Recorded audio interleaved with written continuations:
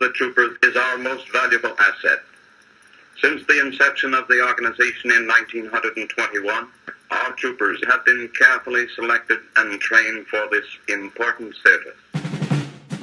The citizens in the rural areas of New Jersey were in the grips of marauders storming through those small towns, committing all types of crimes against farmers and those not protected by a big city police department. In the more densely populated areas, labor unions were ruling by fear and intimidation. Seeing state officers in surrounding states like New York, Maryland, and Delaware, the push began for a state police force here in the Garden State. After several years of effort through the legislature, the state police bill was signed into law in March of 1921. Governor Hughes appointed an Army War veteran and West Point graduate to head the newly minted New Jersey State Police. H. Norman Schwarzkopf took the position at just 25 years old and modeled the agency after his cavalry roots. Schwarzkopf boasted an apolitical attitude towards policing and founded the agency on three core principles: honor, duty, and fidelity. Through the 1920s and the 1930s, the state troopers fought, sometimes giving their lives in the process to build a reputation as a no-nonsense police agency. Troopers combated organized crime, poultry theft, and the rise of the gangster era. At the tail end of its first 10 years, the outfit would adopt the blue and gold color scheme for its uniform. The 1930s would also see the crime of the century with the Lindbergh kidnapping. This was the first major investigation for the state police, and Colonel Schwarzkopf led the effort to bring the culprits and Bruno Richard Hauptmann to justice. The 1940s saw a marked reduction in personnel as many troopers fought in the Second World War. Budget cuts led to the cancellation of state police classes. Undeterred, the state police continued to build itself as an agency. More and more stations began to pop up across the state. The state police would trade in their horses for black and white troop cars. Now 20 years old, the blue and gold color scheme became synonymous with police professionalism. The 1950s saw the roles of a trooper expand, including more regulatory functions, as well as general patrol work. The New Jersey Turnpike and Garden State Parkway were completed, and the presence of troopers patrolling those superhighways was immediate. With that danger, patrol on motorcycles was discontinued. Troopers would build on their technical expertise and form the Underwater Recovery Unit, the first of its kind by a state police agency in the nation. The last major uniform change would take place at the end of this decade. Boots and breeches would also be phased out for the road trooper. During the 1960s, the state police battled the civil unrest that plagued the nation.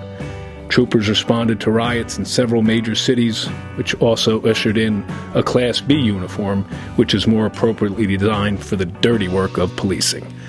The division continued to pave the way in technological advances by establishing an aviation unit, regional forensic laboratories, as well as a dedicated unit to track crime statistics. The 1970s saw as much change to the organization as had happened in the previous 50 years. The troopers would no longer live in the barracks. The academy was moved from the headquarters in West Trenton to a National Guard base in Seagirt. The black and white troop cars were replaced by all-white troop cars, and the entire fleet would eventually be outfitted with the now famous blue and gold chevrons on the doors. The division would merge services with the Alcohol Beverage Control, and the state police would assume control over the Capitol Police Force. Casino gaming and related law enforcement activities were also instituted by the state police as Atlantic City began to emerge as a casino hotspot.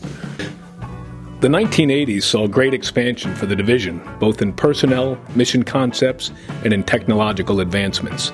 State government leaders made strides to streamline policing efforts across state-level agencies.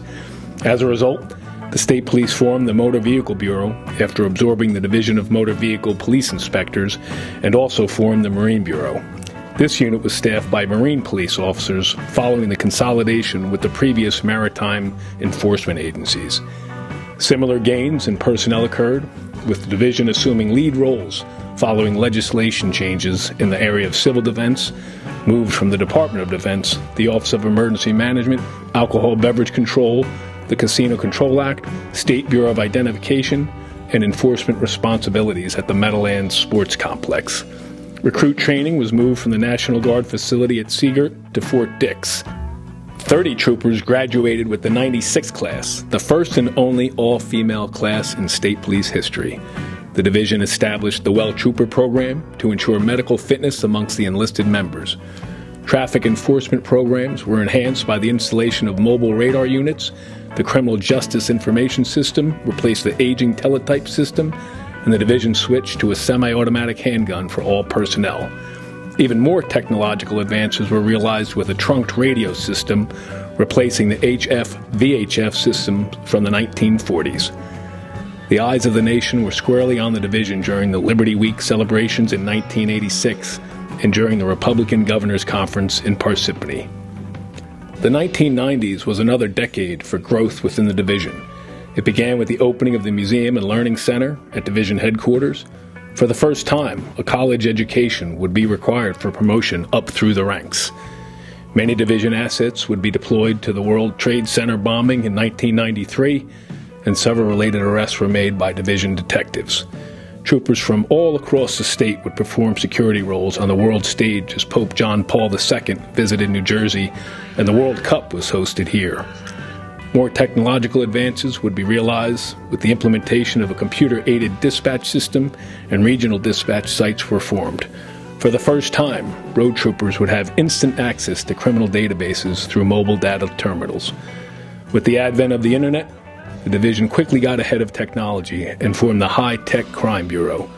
Mobile video recorders were installed in troop cars, beginning the wave of transparency efforts the division would undertake for the next 2 decades. Dozens of troopers would also assist with the TWA Flight 800 crash off Long Island. Also in 1996, the division would celebrate its 75th anniversary through several commemorative events in that calendar year. In the 2000s, the state police would see institutional overhauls following a consent decree.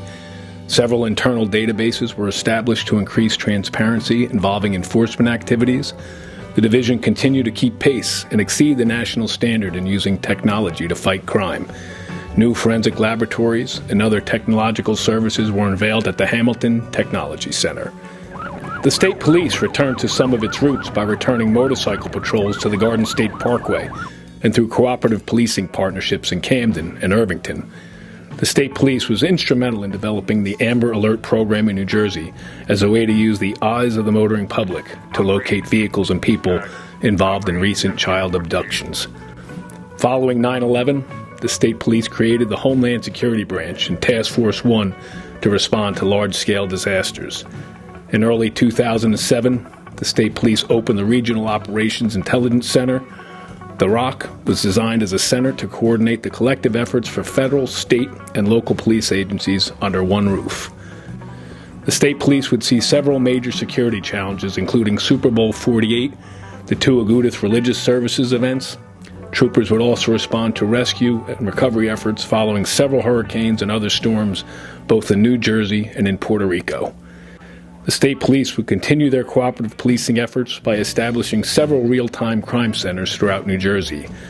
These facilities were modeled similar to the ROC, but as even tighter-knit partnerships with local police agencies to combat crime as it is happening. The division comes into its 100th year still on the brink of technology by deploying body-worn cameras for uniformed personnel. Always remaining true to its roots, the state police prides itself on tradition, policing excellence, and compassion for the citizens we serve.